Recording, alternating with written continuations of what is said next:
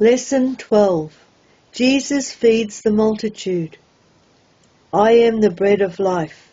Reading Matthew 14, Mark 6 verses 32 to 52, and John 6 verses 22 to 71.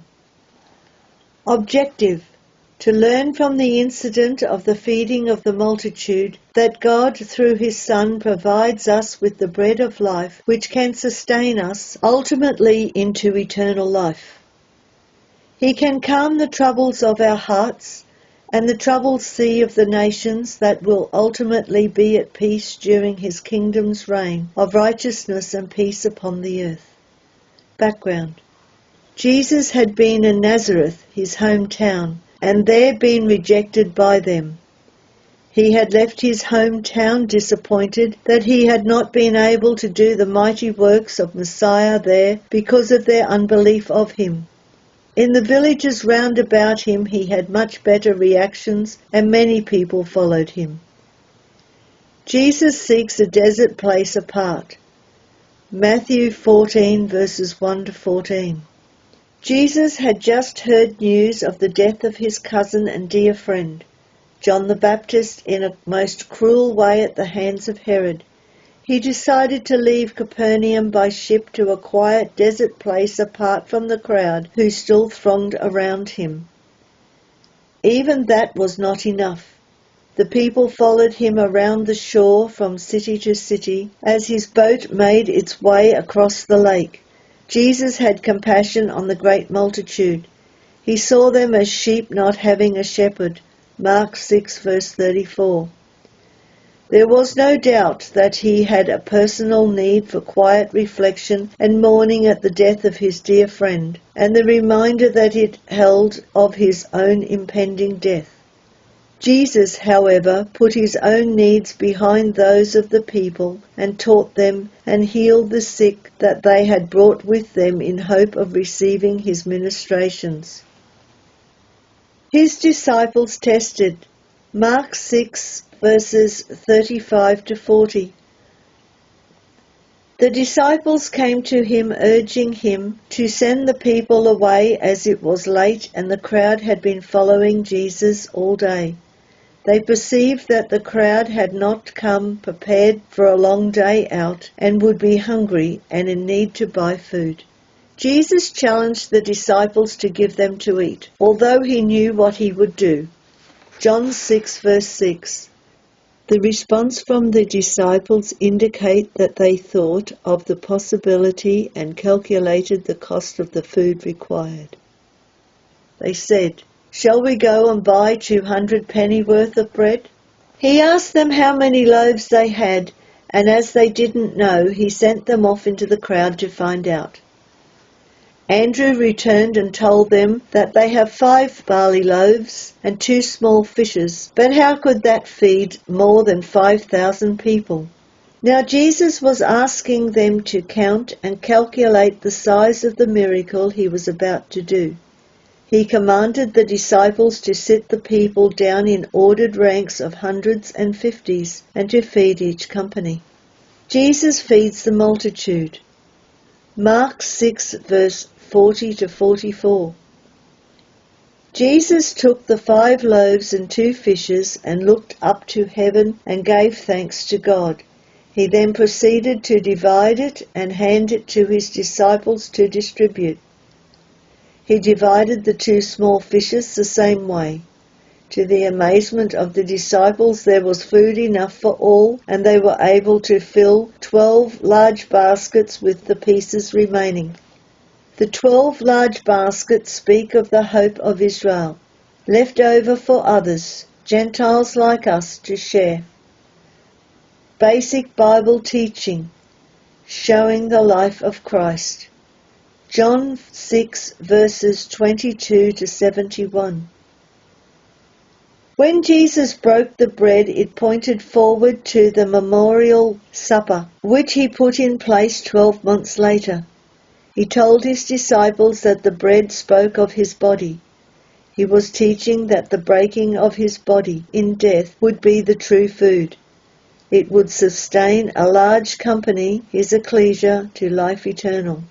When brethren and sisters take the emblems of his body, they do this in remembrance of him until his return. By sharing the emblems, they are saying that they will put into their lives his thoughts, words, and deeds. They believe that by following his life, not just partaking of the symbol, they will ultimately be led to the blessing of immortal life. Jesus said, "Except ye eat the flesh of the Son of Man and drink his blood, ye have no life in you."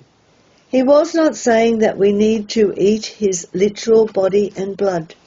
He was speaking of his life given in dedication to the will of his Father. If our thoughts, words, and deeds are worthy of him, and if we sacrifice our personal interests for others and dedicate ourselves to the will of God, we will be following his command.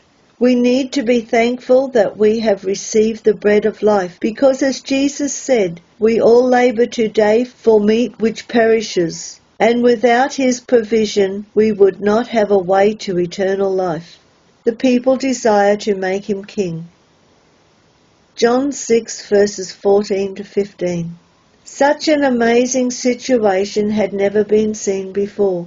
The people did not understand the significance of the miracle, but saw that this was a prophet like unto Moses, whom God had used to provide food in the wilderness, prophesied about in Deuteronomy 18 verses 15 to 19. Jesus could see that they were planning to come and take him by force and make him king in place of the Romans. He acted quickly by sending his disciples away by boat to Capernaum, while he went into the mountain again alone to receive strength from his Father through prayer and meditation. Jesus had just been contemplating the need for his body to be given in sacrifice. He knew that now was not the time for him to be made king, but trusted that the time would come. He calms the storm. Mark 6 verses 45 to 52. As the disciples rode into the late evening and night, Jesus could see them toiling against the wind in rowing. The boat was tossed about upon the waves in the storm, and progress was impossible. Through the darkness of the night, they saw Jesus walking over the water as though he would walk right past them. The sight of a figure walking on the water made them afraid and caused them to cry out in fright. His familiar voice, however, calmed them as he said, "Be of good cheer, it is I, be not afraid." On hearing that it was his Lord, Peter desired to be with him. He asked if he could walk to him on the water. He began in faith, but as his eyes strayed from his Lord, and the size of the waves scared him, he began to sink. Jesus caught him, and they both joined the other disciples in the boat. The wind ceased, and they were all amazed at the miraculous change that had been brought with his presence in their ship. They reacted by exclaiming, "Of a truth thou art the Son of God." If they had understood what he had done in creating bread, they would have understood that the power of the Creator rested in his hands. So the whole of the rest of creation, including the winds and waves, must obey him. The people could not see how Jesus could have crossed the Sea of Galilee in that huge storm when no other boat had been able to do so. John 6 verse 22 to 25. We too need to trust in his power to create in us hearts that are open to his word and bodies that will live forever at his return. These lessons are the words taken from the Christadelphian Sunday School Association notes, www.cssa.asn.au, used with permission. Email your questions to readthebible2@gmail.com. The next lesson in Stage 4 will be Lesson 13, Opposition gathers in the shadow of the cross.